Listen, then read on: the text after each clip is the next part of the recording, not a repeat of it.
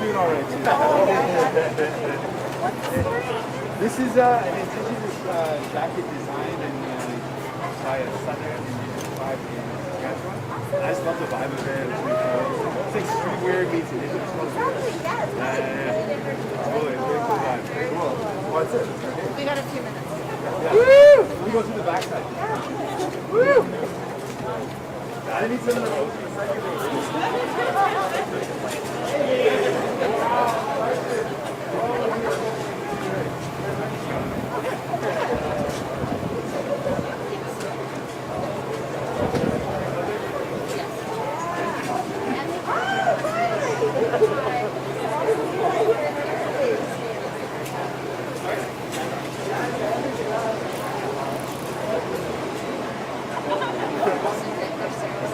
Well, that's it.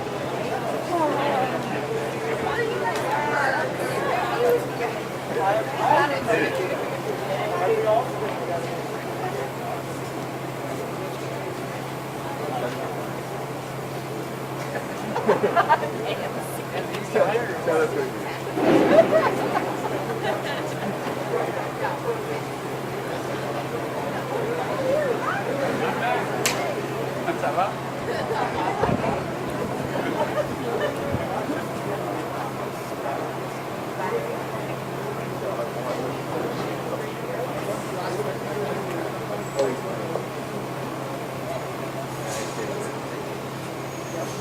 One last quick microphone test for the media. Very good. Perfect. Working out.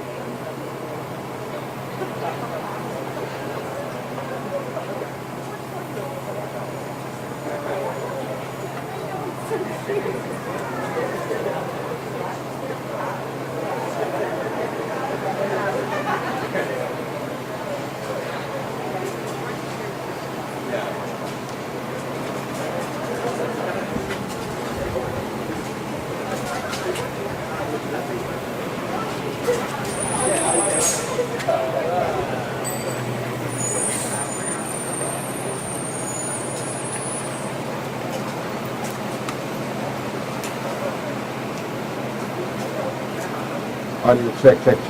Sounding good. Okay. All because of you, Francois. Greetings, everybody. I gotta say, big shout outs to this incredible team. Thank you so much. You're amazing. Love you all. We're pretty stoked, pretty excited. Yesterday was an opportunity for us to share our message to Canadians. You do not have to choose between two votes, two parties that are arguing about who's worse. Like I said last night, a pretty legitimate question to wonder who is worse. But you're not stuck with those two choices. We put to Canadians, you have another choice. Better is possible, but if you want that, you've got to vote for it. So we put to Canadians, we've already seen the approach of Mr. Trudeau. He's already started cutting the help that people need.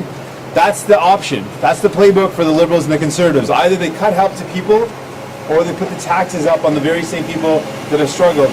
We are the only party that has a clear third option. We're saying we're not going to cut the help you need. We're not going to put the burden back on you. We're going to offer a third option, which is to make the billionaires start paying their fair share. We believe the 44 wealthiest Canadians, the wealthiest billionaires who increased their wealth by $78 billion have to start paying their fair share. We think companies like Amazon need to start paying their fair share so we can invest that back into people, making sure people have the housing that's affordable. They can actually buy a home that's in their budget.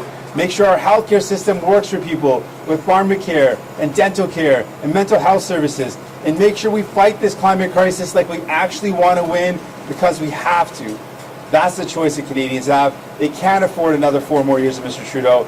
We're putting to people, if you want childcare, the best way to get it is to vote for New Democrat. If you want pharmacare, the best way to get it, vote for New Democrats. If you want to tackle the housing crisis, the best way to get it is to vote New Democrat. We are here for you. We will always be here for you. Mes amis, je suis tellement heureux. Hier soir, j'ai eu l'occasion, l'opportunité de montrer notre plan. Et on a montré aux Canadiens que vous ne devez pas choisir entre M. Trudeau et M. O'Toole. Les deux vont faire ce qu'ils ont déjà fait dans le passé. Les gouvernements libéraux et conservateurs ont toujours choisi entre deux choix. Soit ils ont coupé les dos aux gens ou mettre plus de pression sur les épaules des travailleurs. On offre une troisième option. Option de faire payer le juste part des ultra riches. Des compagnies comme Amazon qui paient virtuellement aucune taxe au Canada, on peut s'assurer qu'elles payent le juste part. On peut s'assurer que les 44 milliardaires les plus riches au Canada, qui ont gagné 78 milliards de dollars de plus pendant cette pandémie, qu'ils payent le juste part pour investir dans les solutions que les gens ont besoin. Ça veut dire l'assurance médicaments universelle et entièrement publique. Ça veut dire soins dentaires. Ça veut dire qu'on peut faire face à la crise climatique en créant des bons emplois. Et aussi, on peut faire face à la crise du logement en investissant dans le logement abordable et social. On peut le faire, mais vous ne pouvez pas se permettre 4 ans de plus de M. Trudeau, parce que quand il prit ses promesses, les gens payent le prix. On a une option alternative et on a eu la chance de la partager hier soir. Je suis fier de ça. Encore, je vous encourage, si vous voulez faire un choix différent, vous devez voter différemment. Ça veut dire voter NPD. Merci beaucoup. Je suis tellement fier d'être ici. And with that, I'm ready for any questions you might have. First question, Karina Roman from CBC. Oh, hey. Hi there. The decision when to raise the Canadian flags on federal buildings that have been lowered for residential school students is up to the Prime Minister. When do you think it's appropriate to raise the flags, and how would you come to that decision? Well, I absolutely agree that there is a symbolic power in lowering the flags. What I really want to see is that every single one of the Truth and Reconciliation Commission's calls to actions are implemented. I want to see that every single child is brought home. I want to see a real commitment to working with Indigenous people, to support them in the search for other potential unmarked grave sites and in the trauma that this discovery and these discoveries are causing, the re-traumatization for a lot of survivors and families of survivors. So what I want to see is justice. And while it is important to grieve, I believe the federal government has a responsibility to walk the path of justice. And that's what I'm committed to. And that's what I want to see happen. And how seriously can Canadians assess you and your platform when just a little over a week from Election Day, with advanced polls opening today, you still do not have a costed platform out?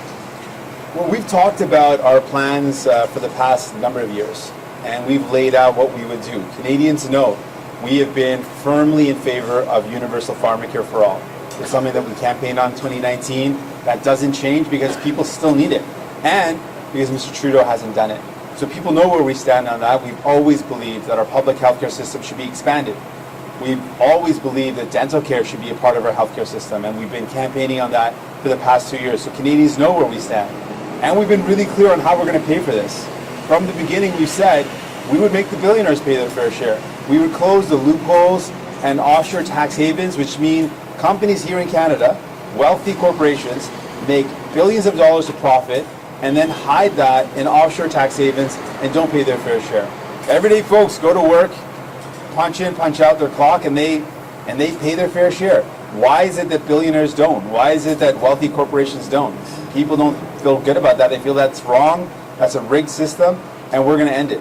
And by doing that, we're going to be able to invest more into people. So we've been really clear every step of the way. We're not going to cut services to people. We're not going to put more pressure on their shoulders. We're going to make billionaires pay their fair share.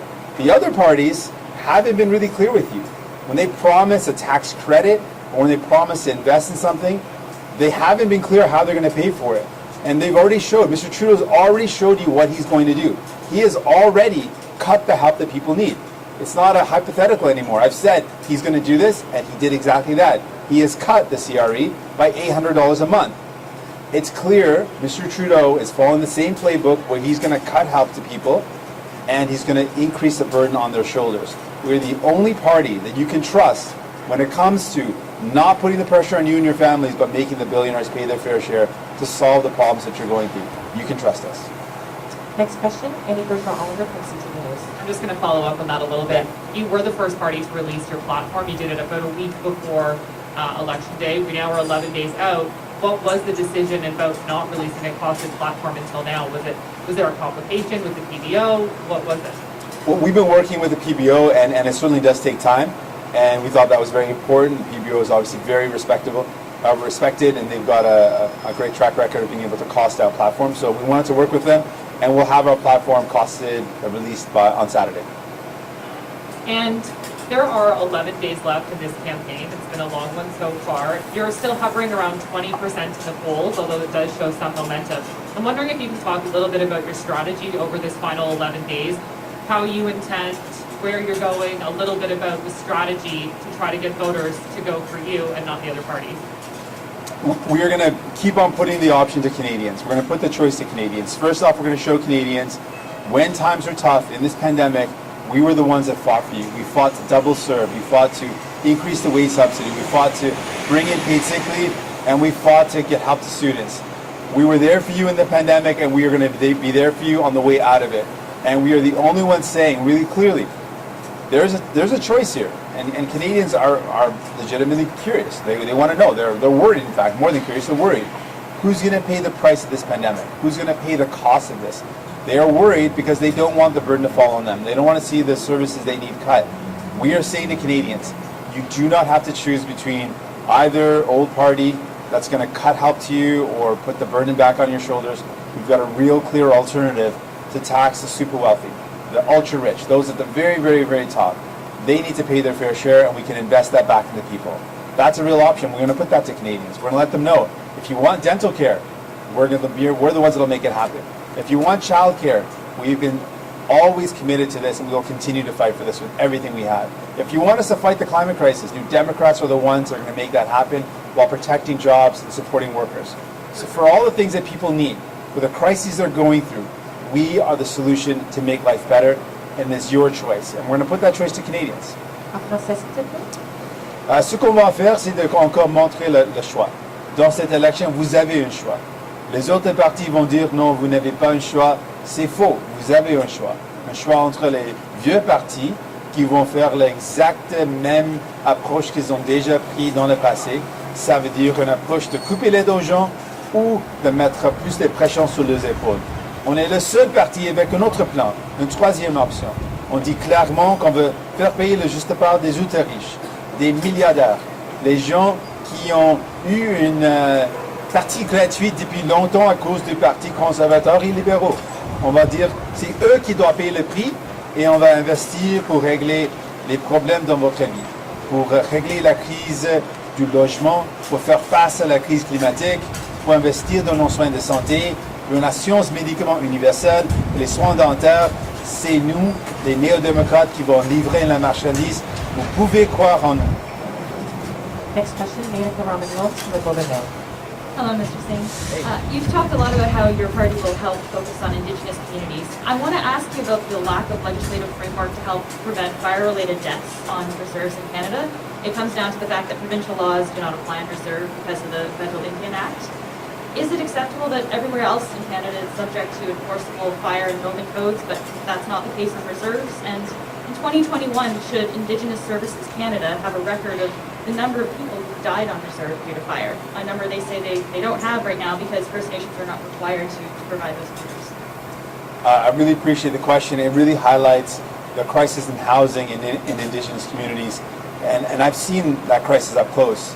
I've met with people in Kisheshuan and Ishkandiga and in communities like Gasinero where we've seen up close and personal the struggles that they're dealing with when it comes to housing and how it is the federal government's responsibility to fix that problem. And we are committed to that. Your specific question around being prepared for fires and the fact that fire-related deaths are so common because of a lack of infrastructure. It is a part of the reason why we've got to tackle the housing crisis. That means good quality housing that's safe, that's well built, that's up to code. And I believe the federal government does have responsibility to ensure that the buildings that are being erected, that are being built, that are being invested in have to meet good standards. They have to be safe. They have to be proper for people to live in. They have to give people a dignified life and they have to be safe. And so we absolutely believe that should be something the federal government does. As a follow-up, can you point to specific parts of your platform that would specifically help with this issue of fire on reserves? Well, we've said that we need a housing strategy that is for Indigenous people, by Indigenous people. And in doing that, we would work with Indigenous communities to outline and to lay out what needs to be done.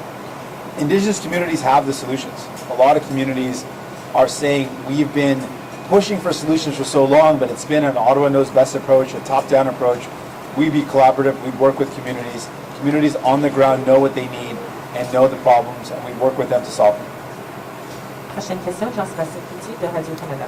Bonjour, M. Singh. Bonjour. J'aimerais revenir sur la soirée d'hier soir. M. Blanchet en est sorti frustré, a dit qu'il y avait eu énormément d'insultes envers les Québécois pendant la soirée. Il n'a pas aimé particulièrement la première question de l'animatrice qui laissait entendre que les lois, le projet de loi sur la laïcité et sur la réforme de la langue française sont des lois discriminatoires.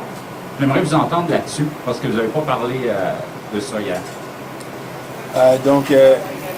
Je veux dire clairement, l'idée que le racisme systémique ou la discrimination systémique existe dans une province, un territoire est faux et ça fait mal ou ça nuit à la bataille contre cette sorte de discrimination. Parce que le racisme systémique et la discrimination systémique existent à travers le pays, dans chaque province et chaque territoire.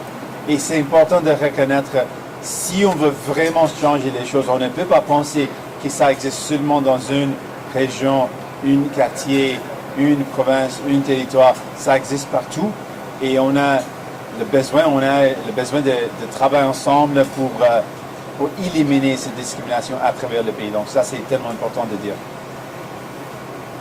I think it's really important to point out that if anyone thinks that systemic racism or systemic discrimination is isolated to one province or territory, first of all, that's wrong.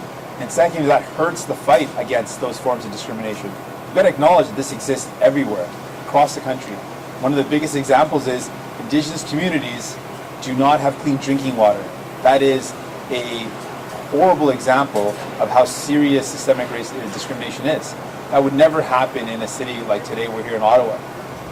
That's an example of the systemic discrimination that's going on, the systemic racism that's going on, and that exists across Canada.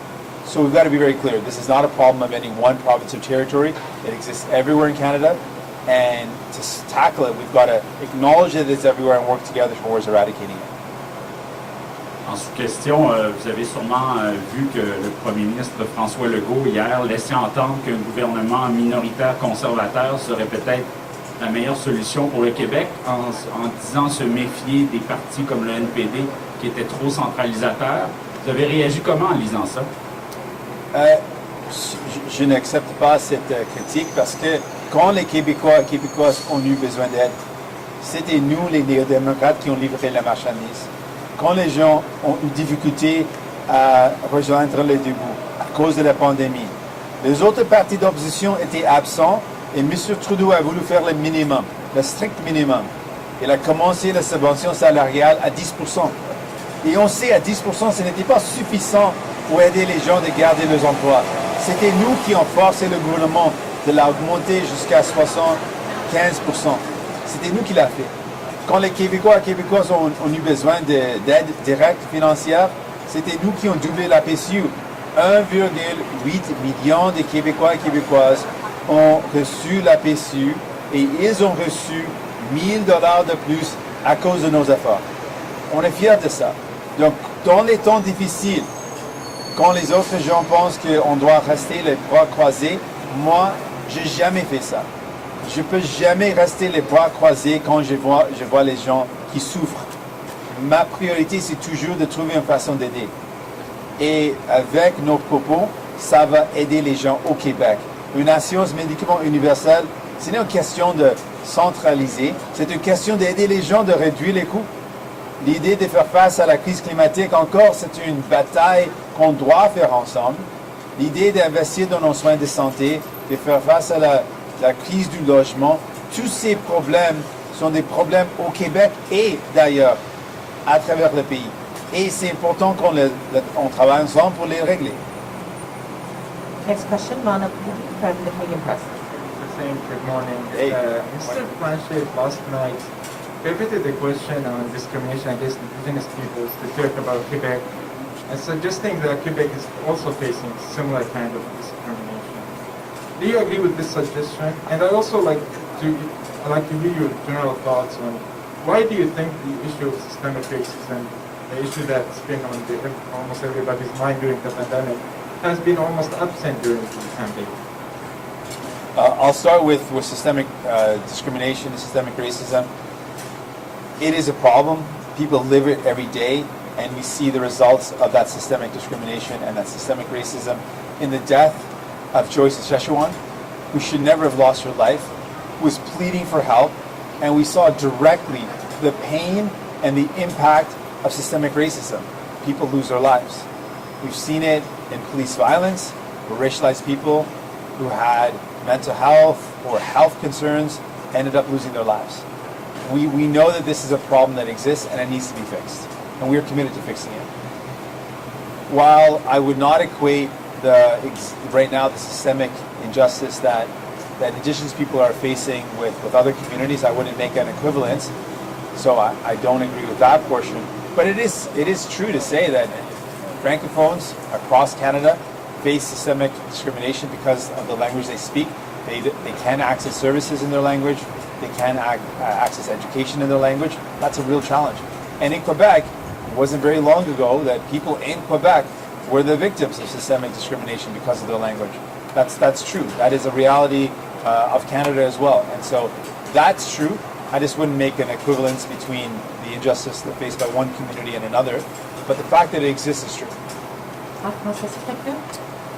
Oh, c'est difficile en français de traduire tout ça. Je peux le faire. Je veux commencer en disant que le racisme systémique existe et on a vu les impacts directs dans les vies des gens. En particulier, un exemple fort, c'est Joyce Szechuan. Elle a perdu sa vie à cause de le racisme systémique. Et ça, c'est le taux de le racisme systémique. Les gens perdent leur vie. C'est pourquoi on doit faire face à ces sortes de discrimination. Et c'est pourquoi on veut le faire. Et l'autre question, ça touche la discrimination systémique que les Québécois et les Québécoises étaient victimes et les francophones étaient victimes. Je suis d'accord. Je ne fais pas une équivalence entre un groupe et un autre groupe. Les groupes ne font face aux mêmes défis, aux mêmes injustices. Donc je ne fais pas une équivalence. Mais je peux dire clairement que oui, les francophones ont subi de la discrimination systémique et les Québécois et Québécoises, ce n'était pas longtemps qu'ils ont aussi ils ont fait face à la discrimination systémique. Donc oui, ça existe et c'est un vrai enjeu. Thank you, Mr. Singh. On a different topic, Statistics Canada will update today its job numbers. Employment rate last month was about 7.5%. What would you do if elected to bring this rate down? And why do you think Canada has one of the highest unemployment rates in the G7? I really appreciate the question. I think there's a lot of things going on right now. I think we need to make sure that there's good jobs available with good pay. People want to work. People feel a lot of dignity in working, And so I don't buy the argument that conservatives try to push that, or liberals are also pushing that people are lazy or they don't want to work. I reject that altogether. People want to work, they want to contribute, but they want good jobs and they want good wages and they need good wages. And so what we're going to do to make it easier for people to work is to invest in creating those good jobs. And we know we can do that when we fight the climate crisis. We can create good jobs that help us reduce emissions. So that's one thing we want to do. We also know that a lot of workers are struggling because they do not have, the cost of living is so high and they're struggling because they don't have access to benefits. So to uplift the conditions of work, we're going to invest in universal programs like medication coverage for all, like dental care, mental health supports, so we can keep people healthy. I think that's going to help as well. We need to invest in creating those good jobs with good wages so that people have good opportunities to build a life. Next question, David. Dave, good morning, Mississippi. Good to see you. Good morning. I wanted to ask you about the Shaw-Rogers merger. I wanted to ask you about the Shaw-Rogers merger. How would an NDP government handle a merger like that, or the proposal for a merger like that? We would be opposed to it. We would be opposed to the merger. We're already faced with telecommunication giants that are, if I'm being straight up with you, exploiting people. We pay some of the highest rates for cell phones and internet services in the world. This type of merger would only make it worse. It would only increase the monopoly, make things worse for people. I'm not going to let that happen. In fact, we can put a limit on the amount that credit card or that cell phone companies charge. We can put a limit on the amount that internet companies charge, and that's our plan. We would put in, we would mandate a limit on how much they can charge you. That is within our power to do federally. Conservatives and liberals have not done it because they are afraid or unwilling or both to take on these big telecom. We're not. We are going to take them on and make sure that you have affordable internet services, affordable cell phone services. And we're also going to make sure that we mandate mandatory unlimited plans, not the fake ones where once you hit a certain limit, your plan slows down so much that it's pretty much like you don't have access to data. That's not gonna. That's making life harder for people. And we know access to the internet, access to your cell phone is crucial, vital for work, for education, for accessing services. So this is not a luxury. This is a necessity, and we would treat it as one and make sure people can afford it. Next question, Mackenzie Grace. Hi, Mr. Singh. Approximately 36% of the world has been vaccinated. Would you feel comfortable with Canada giving out third doses on a broad-based scale, considering there's so few people across the world who've been vaccinated? This question is very important. It brings to mind the fact that we are in a global pandemic, and in a global pandemic, if the pandemic continues in any part of the world, it will affect all parts of the world. It really is one of those examples when we talk about how we're all connected, how I talk about, my mom taught me that we're all one, we truly are. If we're not dealing with this pandemic globally, we're all going to actually suffer the consequences. So we've got a responsibility, morally, to take care of people around the world, but also in terms of being prudent. It's the best way to tackle a global pandemic is to contribute in the fight globally. What we've been advocating for in terms of our approach was to make sure that we waive the patent protection for the vaccines so that countries that don't have the same economic capacity, that aren't as wealthy, are able to, who are not able to purchase the vaccine, are able to produce it locally. That's been their request. They've been saying, we want to produce it locally, but we can't because of the patent protection on vaccines. And what we would do is waive that patent protection on the vaccines so those countries could produce it locally. That's a more sustainable solution, so they could actually produce it locally and make sure their population gets vaccinated. Respectfully, sir, you didn't answer the question there. Are you comfortable? I give you my approach. Of course, Yeah, but yeah. it's a live issue right now, and it looks like NASA might be coming up with a recommendation soon on what third doses should be. So would you be comfortable on a broad-based scale in Canada having third doses given out, with many people in the developing world having no access to vaccines? So I'm giving a different approach. I think the approach would be, instead of the concern about giving out doses, is that we give the means for countries that are not as well off to be able to produce the vaccine locally. I think that's the most effective way to make sure that we are doing our part, and that's what I would contribute. That's what I would be advocating for. I also believe that if we can contribute by providing doses to other countries, we should do our part as well. But the most sustainable solution, and what I've heard from advocates, is that we need to waive the patent protection something that Mr. Trudeau has yet to do, something that President Biden has already committed that he is open to doing. We should be showing leadership and saying we would waive the vaccine patent protection so that countries can produce it locally. That's a more sustainable solution so that countries around the world can do their part to fight this pandemic. This concludes our press conference. Thank you. Merci. Thanks so much.